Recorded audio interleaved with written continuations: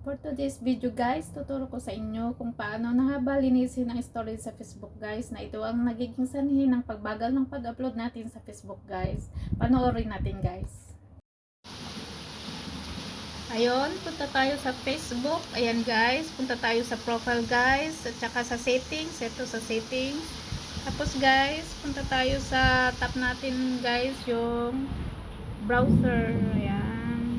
Ayan yung browser guys. Tap natin yung browser. Ayan yung browser guys. Tapos guys, tap po natin yung cookies and cache. That one. Tapos clear. Tap natin yung clear guys. So ayan, clear. Tapos tap natin yung clear sa baba. Ayan guys. Tapos balik po tayo sa profile guys. Yan. Balik po tayo sa profile. Tap po natin yung 3 dot dito. Sa gilid 3 dot. Tapos guys, tap natin yung tap activity log. Hanapin natin yung activity log guys.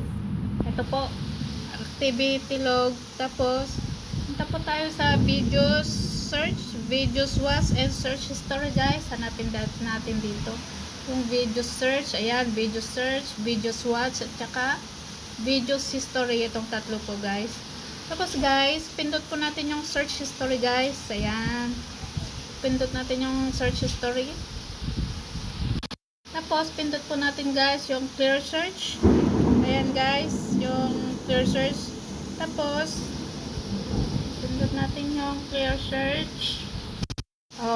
Pinindot po natin yung clear search guys. Tapos nawala na po yung mga ano niya dito, yung mga laman na yung mga activity natin guys. Tapos guys, balik po tayo guys sa video swatch. Yan guys, sa video swatch. Tapos clear video swatch. Ayan, clear video swatch history. Are you sure? Only you can see your video as history. So, are you sure you want to clear? Yes, clear. Ayan guys. Ito guys, hintayin muna natin ng medyo matagal guys yung pag-clear natin sa video watch story. Ayan guys, hintayin lang po natin guys. Pag first time po natin i-clear ang video watch natin guys, ay medyo matagal po guys. Ayan guys, ayan guys, nawala na po yung video watch guys. Tapos balik po tayo guys sa video search. Ayan guys, balik tayo sa video search. Wala na po guys yung video search, nawala na, na-clear na lahat yung video search at saka yung video swatch. Clear na lahat guys. I-check lang natin po guys. Tapos search history guys.